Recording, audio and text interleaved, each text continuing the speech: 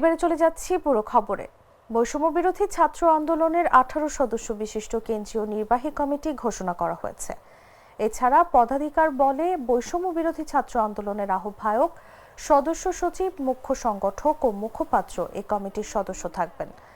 বৃহস্পতিবার রাতে বৈষম্য বিরোধী ছাত্র আন্দোলনের পক্ষ থেকে গণমাধ্যমে পাঠানো এক বিজ্ঞপ্তিতে এ তথ্য জানানো হয়। জানা যায়, গত 22 অক্টোবর সমন্বয়ক টিম বিলুপ্ত করে 4 সদস্যের আহ্বায়ক কমিটি করে বৈষম্য বিরোধী ছাত্র আন্দোলন। কমিটিতে হাসনাত আব্দুল্লাহকে আহ্বায়ক, আরিফ সোহেলকে সদস্য সচিব করা হয়। তাছাড়া আব্দুল হান্নান মাসুদকে মুখ্য সংগঠক ও উমামা ফাতেমাকে মুখপাত্র করা হয়। এই কমিটি দিয়ে এতদিন সংগঠনটির কার্যক্রম চলছিল।